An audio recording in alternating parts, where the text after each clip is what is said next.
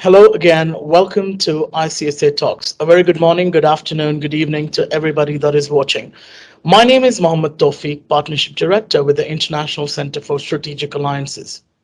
Today, I have with me a very interesting personality, somebody that I've actually grown close to and very fond of. I will go ahead and introduce you. But before I do that, I must tell you this is the gentleman that believes that digital transformation is an exciting field to be in, as more and more companies are building a digital footprint or touch prints with their customers. And software development is being used to solve the world's problem. Nitesh Singh, Managing Director for Communication, Media and Technology Lead, Accenture, South Africa. Hello, Nitesh. Hi, Mohammed. How are you? Thanks for I'm very having me today. Thank you for asking. Pleasure to have you. How have you been? Yeah, very good. Thank you. Looking forward to our discussion today. Indeed, very much looking forward to it as well. Nitesh, before I go ahead and jump into all the questions that I've made note of, uh, I read something about you, on different platforms that before I get one of our esteemed guests to ICSA talks, uh, depending on what background you are an expert of, we kind of do some research about you just to understand the personality well. First of all, I must tell our viewers today that this particular ICSA talks is representing Connected Africa, the second annual of Connected Africa Summit, which is themed this year as championing connectivity in the digital era, due to take place on the 29th of September virtually. Now, Nitesh, what I did stumble upon when I was doing some research about you is as a young boy of 7, you started developing code, right? And you had a head start in understanding the IoT. And early in your career, when you were involved in building fleet telemetry from scratch, this taught you how to use scarce resource to enable efficient processing and monitoring, right? And I also understand that you have developed some vital entrepreneurial skills because based on all the reading that I did, especially in health technology startup, led by, I believe, some early pioneers, Discovery, Internet Solutions, and Dimension Data, that basically disrupted the market, right? Mm. And while it also created a mass market interference, uh, the disruptor bug had bitten, and that went all right, because you then went on to become the owner and founder of a software development company called Setaskill, correct? Yeah. Providing transformational services to SETA sector, that is the Education and Training Authority, in partnership with Deloitte. Now, that is a very fascinating journey from a young boy Yeah. to today being the managing director of one of the globally leading organizations.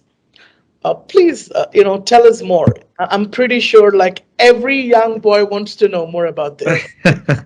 Yeah, so it's an interesting story. I think I fell in love with software development, as you said, as a young child. When I was about 7 or 8 years old, I actually started on my Commodore 64 and my Spectrum ZX, starting to develop software. And yeah, it was a passion of mine. In fact, it's strange because my parents wanted me to go into the medical profession, Oh, wow. and With help.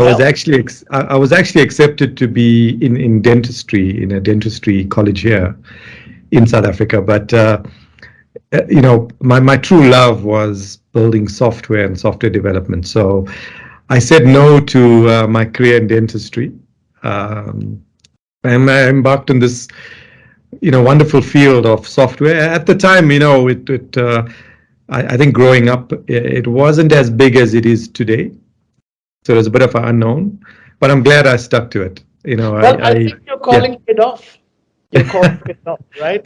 I'm pretty yeah. sure parents would be proud. Your family. I mean, I don't know about others. Every 7-year-old guy that is going to watch this interview is going to have some vision in life, right? I mean, I'll tell you something else very interesting. I also started martial arts at 7, and I'm still doing it. Of course, okay. People who are watching this should know. Nitesh and I WhatsApp, and most of your display pictures on WhatsApp are you doing, martial arts and in that ring, right? Yeah. So wonderful. I mean, so who's to say that you cannot follow two, three different things? Uh, Yes. we're born multi-talented, and you Yeah. clearly are an example of that. I think before we close, I think what's very important for the younger generation listening in is the importance of education. So I'm very grateful, that I had the opportunity to study further, and I think that's quite important in this day and age to keep on investing in yourself and education to get you to these different career paths that one desires. Absolutely, absolutely. I mean, to second that, I must tell you, with after visiting different countries in Africa personally, living in India, living in different countries, I think by now it's a very very well established fact that education is very very important, and you equip your child with the right education, and they have the power to change the world. They Absolutely. so thank you so much for weighing in on that. Now, moving on. So, as a part of Connected Africa, one thing I understand is Africa presents great opportunities in the telecom sector, right? Yeah. Especially the liberalization of the sector, the Mhm. extension of services by multilingual conglomerates, and active competition currently in place in the sector has Mhm. contributed to telecom revolution, right? And since the whole process of liberalization, privatization has taken into consideration by especially countries like Uganda, Tanzania, Nigeria, South Africa, Kenya, the telecommunication infrastructure has improved drastically, right? Mhm. And many governments have developed their telecommunication infrastructure by privatizing their former state-owned enterprises, right? Now, what I understand from this, Nitesh, is as a result of the telecom sector in the region has opened up new vistas of business opportunities, right? And the region has been the fastest growing mobile market in the world during the past 5 years. Correct. Yeah. Now, having said what I just said, Accenture is one of the key sponsors of the Connected Africa Conference, right? Not Yes. one of the, you guys are the co-host for the summit. Now, I want to understand what hit you, like what about Connected Africa? How did your vision align with that of the conference theme, which is championing connectivity in the digital era? Yeah, it's a good question. So firstly, I lead the Accenture practice for Africa for communications, media, and technology. Okay. And when I think of, like you rightfully said, what's important to us is how does this continent get more connected, and how can we as Accenture help more organizations connect to the consumers more. So I think it was, when we looked at the Connected Africa theme for this year, it resonated with us. It resonated with me personally, in terms of the speakers and the message that your organization is also trying to drive. So I think we're very aligned on that. And what we also trying to drive as Accenture is how do we connect more people on this continent. It's Wonderful. still a largely untapped market. Absolutely. Massive growth over the last few years, but so much more potential. So much more potential. And I feel it's the right platform to have this discussion with yourself and many of the esteemed colleagues and guests that we're going to work with over the next week when the conference starts. Right. Well, thank you so much. See, one thing is, like you said, it's the continent itself has massive potential, no doubt Yeah. about that. And championing connectivity in the digital era, the reason why we even chose this theme is because like your vision aligns with that of the conference, we try to make sure that our vision aligns with that of the governments and Yeah. individuals in the region. And Yes. I'm sure you would agree with me that the governments are also currently pushing the very same agenda, right? Yes. Like you said, huge growth, yes, massive growth in the last 5 years, but the potential, like you said, the untapped potential, especially, right? Yeah. That is where we and you, Accenture, and all the people, that are joining the conference are going to work towards. Now, what would you say is one single most important requirement for businesses operating today? I look, there's a lot, but I think understanding the digital transformation or the digital, I think how fast digital has impacted businesses today is critical for any business. We used to say in Accenture before, every business is a digital business. And if you look at what happened with the pandemic and even now, imagine if we didn't have, connectivity or digital platforms and tools to even have this discussion. Yes. So I think every organization, there's still a debate of whether it's going to be a hybrid workforce or full time back in the office. We think it's probably going to be more hybrid. But I think the single most thing every business needs to understand is how to understand the digital of their business. True. They need to have a strong inkling towards that going forward. And their people, it's changed. How do their people start operating in this new digital world remotely now or hybrid? It's going to be vital for them to get that right.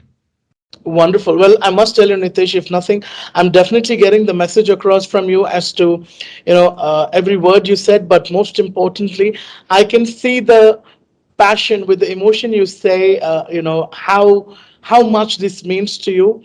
Mm. Really, I think. I mean, re- what I'm getting out of this message, especially, is there is so much to do and Mm. there is very little that has happened, and you are trying to be at the forefront to make sure that it is absolutely done and made sure that you use the optimum utilization of available resources, basically. Yeah. Yeah. Now, Yep. one thing, Nitesh, see, I know, like I said, as a part of my research, I also tried to get through the accolades that the feather to your crown. And I see that one of your major achievements include leading an assessment across 23 African operations, right? Yep. Focused on, I think, process and technology effectiveness in 2019 and 2020. And Yep. that made you the first master technological architect in Accenture's Africa practice, right? Yeah. Yeah. That's right. Yeah. That also made you a member of an elite team of global executives that holds this qualification within the global practice, right? Yeah. Yeah. We have 725,000 people in the company, and less than 50 of us have this Wow. within the firm. But yeah, and I've pretty much, talking about it, I've lived and worked in most countries in Africa, and every market is slightly different. But I think what we're starting to see is how the digital divide is starting to bring us all closer together now. The So digital there's a lot divide more is commonness, bridging us, right? very much so. I mean, we're closer now than we've ever been, I think. Absolutely. Um, yeah. Very much agreed. Okay. Now, I mean, first of all, to how many people did you say work at Accenture? 725,000 and counting. 725,000 plus, and only 50 out of them hold the education that you do, like, the qualification, or rather, I would say the elite club membership. Having said that, it simply comes to saying that 725,000, one kid out of them at 7 year olds thinks about doing code. So clearly, you start preparing for this from then, not Well, now. I'll tell you something else interesting. I met the founder, the guy who created Java. Oh, wow. So a big goal of mine was to meet James Gosling many years ago. I finally met him, because I was passionate about software development and bringing that to the masses and bringing that to people in Africa. I love to see every child being able to code. Every child, as they have a right to many things, I think they should have a right to understand software. and it should be a Absolutely. human right. Males, females, children of all ages should have the ability to develop software. I mean, thank you so much. Actually, that says a lot because it's not just about you learning to do something, it's about something that could give you such a fruitful career, right? Yeah, and you're solving the world's problems as well, right? Absolutely. Absolutely. So the next Bill Gates is here in Africa, I think, I because they're would very much solving agree. such So different problems. I would very much agree. So, and most importantly, you know, tell me clearly if you learn code, right, or Accenture for that matter, Yes, what industry do you guys not cover? Accenture is pretty much solving every industry's problem. Oil yeah, and gas, or be it financial sector or telecom, you're in every sector, right? that's right. Logistics. So, That's which right. is a good thing. Now, moving on to my next question, Yeah. what does pose to you as a concern for most businesses you work with, and how do you, work around the concerns that you see? Hmm. I think, look, one thing I see in many of our clients and businesses, there is a gap between the regulatory frameworks they work in and the misunderstanding or the period of time it takes to get things done. So I do think the partnership between private and public sector in all countries in Africa needs a lot of work. Hmm. Hmm. I don't think you can work around it, but I think there needs to be better collaboration. Like, to give you why am I saying this? I mean, it took so many years for South Africa to get spectrum allocated for 5G. Yes. Probably many, many years ago, we should have had it. We only got spectrum allocated in 2022. Should have been 5 years ago. Because there was a time where many African countries were leading, from a connectivity perspective in Africa. Hmm. 2G, 3G, 4G. A lot of countries in Africa were the first before Europe or North America or Asia Pacific countries.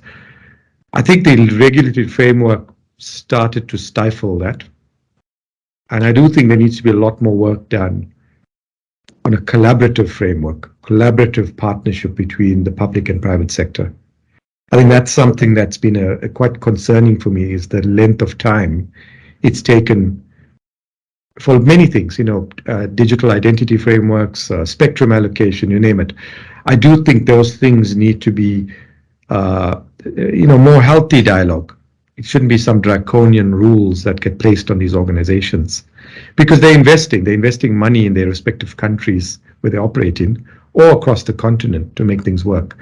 So I think, if I could ask the governments of Africa to be more uh, collaborative in how they work with, many companies trying to work in the digital and connectivity space, the telco space, they should really try to help those companies a lot Well, more. thank you so much for highlighting that. In fact, I don't know if you know this, our uh, our flagship conference is a banking conference, right? And we basically, when we talk about digitization of the BFSI sector, the theme is en route to a cashless Africa, right? And most people, when I ask this question, the concern actually that was raised about 4 years ago, 5 years ago, was favorable regulatory frameworks, right? Because the Yeah, regulatory frameworks generally are favorable, but that is how the people who devise the framework look at it from their point of view. But an yeah, end user is not going to be able to, look at it from their point of view, right? For example, Nitesh is not going to understand why is there a certain policy by the government, because the yeah, government is going to make things to make sure that it's favorable to Accenture or Nitesh, but they don't really know how the yeah. end user is reacting to this. That's right. However, having said that, uh, our banking conference is at its sixth edition now, and I can tell you right now, especially in Ghana, they have the most favorable framework laid down for banks and fintechs, right? That's At right. the same time, a lot of ministers of ICT are going to see this interview, and I can tell you right now, given in the last 5 years, right, like I Yeah, said, there's been so much development, and the governments are open to feedback, right? yeah, They're waiting to yeah. hear you. And especially coming from somebody, as esteemed as you, with so much industry background and work, I'm pretty sure this is something that will be given a keen ear to, and to understand what is it that we can do further to make this easy, Yeah, yeah. I think favorable. it's an important one. I mean, most countries need a very favorable regulatory framework. If you're going to get the big, the hyperscalers of the world coming into your country, the Googles, the Microsofts, the Accentures of this world, you want them operating in your country to build skills and Uh, build talent. yes. But to do that, they also need a good regulatory framework as well to Correct. support that. Correct. How do you support them? And they'll, you've seen around the continent, and you mentioned Ghana. Google's got a artificial intelligence center that's set up in Ghana now, and Absolutely. I'd like to see more of that in more countries in Africa. And you're right. If you can open up your regulatory framework, you will find a lot more investment in your country by these organizations. Absolutely. No, it's not, it doesn't end there. It's not only about investment, the amount of employment opportunities, Correct. Yeah. that provide. This is basically pushing your economy to next level. And Correct. you are only able to do that when you open the doors and welcome people with open arms. Yes, Correct. there needs to be a regulatory body Yes. regulating everything, but favorable ones, right? Correct. That's right. That's right. Perfect. Thank you so much for bringing that up, Nitesh. I'm very sure everybody that is going to listen to this is going to very much agree to the fact that yes, they're already working towards doing all of this, and you were just giving them a little extra so that they could work more with, right? Absolutely. Perfect. Now moving on, the next question I have for you is, Mhm. uh, how can Accenture provide support for, let's say, communications, media, and technology needs, given that you are leading these three, divisions? That's a great question. So one of the things, if I talk about software again, we actively trying to skill up countries and talent pools in different countries in Africa and provide that, firstly, you need talent in each country, from a skills perspective. So we're investing in that. And one of what Accenture does really well, you pointed out earlier, we've been working in some of these industries, for a really long time. So we really understand how they work. And we understand the convergence between these industries, banking and telcos, etc., coming together, and how do they, become fintechs and techcos and things like that. But what what we also trying to do is to point the way of the future and help these companies innovate. How do you pivot? There's always been a debate around your core business versus new areas of business, and something that we as Accenture, deeply believe in. You still have your core business, but start pivoting to new business areas. So if Absolutely. you so if you're a telecommunications company, and we'll speak about it at the conference, but some research we've done, we're seeing a very strong trend in the telco market anyway, for these organizations to, they can't just be in connectivity anymore. It's their core business. They still do that, but things like fintech, financial services, are starting to, be a big part of what they should be doing going forward.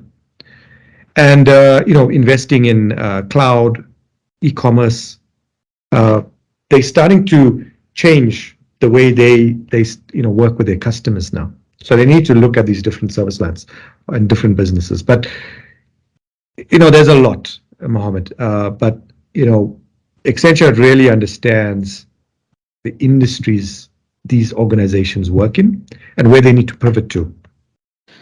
Absolutely. Well, very rightly put, and most importantly, like you said, in terms of investments and making sure that, there is already, I know that Accenture is doing a lot, and like you rightly mentioned about fintechs, uh, you said that you're seeing a lot of growth in fintechs. I must tell you, Africa is the fintech hub of the world, right? That's right. And the number of unicorns, the number of organizations that are massively growing, from the continent. It's amazing. It's Yeah, amazing. Like globally, today you guys are leading the trend. yeah.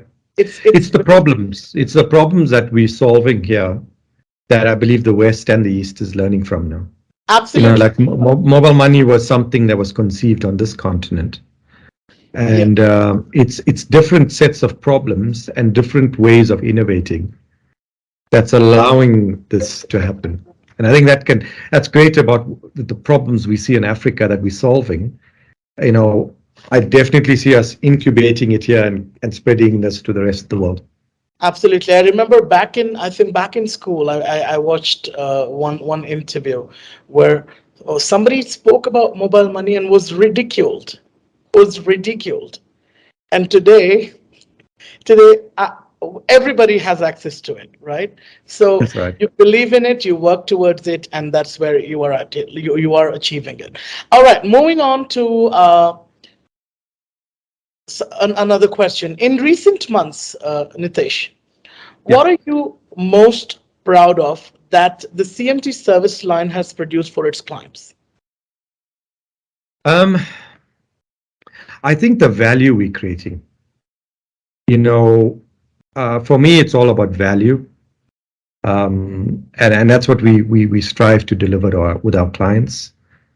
And value, is quantified by allowing them to innovate, allowing them to think of new products, allowing them to think about the culture that they embed in their organizations, allowing them to basically, re-strategize and re-energize themselves to take on, new markets.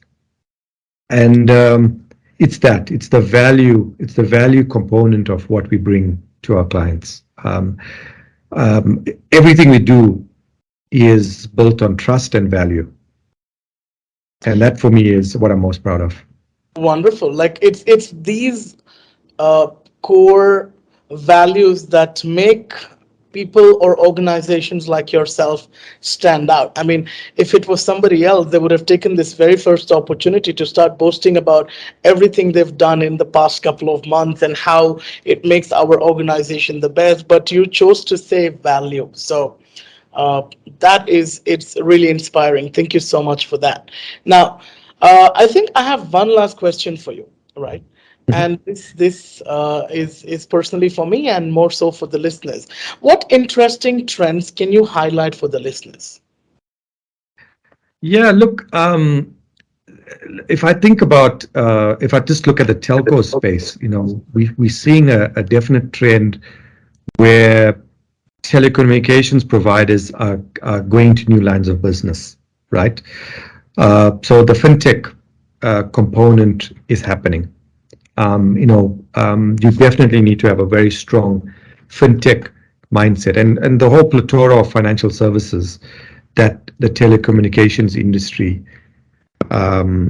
is providing is starting now. And I think that it's just there's such a huge untapped potential there. So that's clearly one. When I think of disruptive events, and this is an interesting one for the sector, satellite is a big one. There's a big talking point now around, mobile connectivity in its traditional form versus satellite. And you're seeing our good friend Elon Musk is starting to partner with T-Mobile on this. Yes, And I think that's a very disruptive technology that could be a Kodak moment if you don't actually start to understand what they're trying to do. So you can't ignore something like that. So you absolutely. have to be constantly looking at that. Um, I spoke about, you know, uh, you're seeing the likes of Amazon starting to enter e-commerce more in this part of the world. Right. That, Yes. that, that doesn't mean that our telecom operators should not be in that space as well. You know, I think Alibaba showed the world that you can have an open marketplace. So Absolutely. another trend is this open marketplace concept that you need to pivot towards. You know, so that's very important. We'll start to see IoT becoming a driver as well. So we're starting to see that as a trend. And again, we'll talk a lot about this, at the conference. The other one that's quite, we've just done some research around this, but we're starting to see the market cap of all these telecommunication providers drastically fall versus disruptive companies like the Googles and Apples and Microsofts. And yes, it's quite alarming how big the gap is becoming. And I think for me, it's a lack of innovation and R&D that the disruptive companies are putting in. So I think that's very important that we get that right. Well, go ahead, go As a ahead. trend. No, I just I think it's very important to understand what's happening out there. So I think telecommunications organizations, the sector I'm in, the media companies, etc., they have to start thinking about innovation. They have to start thinking about research and development. They have to start thinking of their own centers of excellence for software. Absolutely. Without that, they're going to be in uncharted waters. So you have to start thinking of building your own, and building IP yourselves. I think a lot of this industry has outsourced its IP for too long. Yes, yes, agreed. Yes. So they need to take that back now. They need to start thinking about how do they, not work with, they can have their vendor ecosystem they can work with, but they need to innovate themselves now. So that's clearly a trend that we see. Yes. Well, thank you so much. Like you've summarized so much for us, starting from how satellite is now supposed to be given, a very careful eye to, and moving on to e-commerce, where, like you said, Alibaba is been able to show us today. Like the open marketplace, there is a place for all. You don't have to limit Absolutely. yourself. You don't have to Yes. stop someone. Yeah. Right? And I mean, if you notice the e-commerce platform, I think it sometimes fascinates me to so many levels to see somebody that was trying to sell popcorn on the streets yesterday is now able to sit in front of the computer and still be able to sell more than he would probably with the end of the day, the entire day of hard work, right? Still be able to generate more sales. Moving on to how you highlighted the importance of Internet of Things, that's IoT, cloud. Most importantly, what caught my attention was how you mentioned that these traditional organizations, right? I'm going to take this context from telcos and move slightly a little bit towards banking Mm. because the Yeah. love for the industry. However, you'll be able to relate to it. Now, let's say a telecom operator, like you said, their R&D, right? No, I don't think there is an R&D to begin with. They've become so complacent, so relaxed. That's it. Usage of the same conventional methods. Okay, this is not working. Let's outsource it to them. This is not okay. We'll think about it. The way it's going, right, at the snail's pace, is the reason that the disruptive organizations are taking over, right? Now, for example, if banks did what they were supposed to do, right? That is, innovate with time, implement the right technology, adopt the right technology, use the right technology, there would not be a need of a fintech. There would not. But why does the fintech exist? Because these conventional organizations have actually become very, very complacent. And so is the case with telcos. Most importantly, like for example, you mentioned Google has their development center now in Ghana. Microsoft has the Africa, development center as well. Everybody is coming up with their own development centers. Why? Accenture did not have to send you, on some kind of a educational expedition to learn. No, they did not have to send you. But why did they do that? They know that there is this resource whose name is Nitesh Marcel Singh, or Nitesh Singh, who, again, like Africa has untapped potential, so does Nitesh. Let's tap into that potential. Let's see what Nitesh can do better. Let's see, how much more expertise or skill we can develop in him. And this is exactly how Organizations need to start looking at not just their resources in terms of their employees, but look around, innovate. I think it's high time, to look at connecting, integrating, transforming, making sure that you are a step ahead of how the trends are looking, right? Yeah, You cannot be a trend follower. If you are a trendsetter, you exist. If you are a trend absolutely. follower, I don't think there is no place in the market anymore. You'll be one of the e-commerce sellers then. Yeah. Yeah. No, you're 100% right. Remember when we started, you asked me, I like your analogy of popcorn selling, and now you're selling it on the internet, because remember I told you every business should Is have a digital presence. You see, yes, it doesn't matter what you do, but so it's so critical. And what is Accenture is a people business. We invest in people, skills, talent. That's so important for every organization to invest in their people and look outside the box. Don't be confined to where yes, you are today. Don't think you're in a safe zone anymore. correct. You are Uh, not. Correct. Right, and you wouldn't say, I mean, I actually, that's the first point I wrote down in my book when we began this interview, that is, every business is a digital business. And since then it's been playing in my head, every business is a digital business. What did he mean by that? But clearly, with all the conversations, all the questions I've asked you, starting from asking you how your thought aligns with that of the event's theme, or to moving on to bigger questions like business operating today, the requirements or the challenges that you face and everything. Finally, I did not even have to ask you this question about how every business is a digital business, because clearly it is, right? Yes. And Nitesh, I must tell you, thank you so much for a very, very in-depth, knowledge sharing session about how, why, what next when it comes to digital, right? And most importantly, with somebody like you at the Connected Africa Summit, I'm pretty sure I, for one, as a delegate, have a lot to take back from.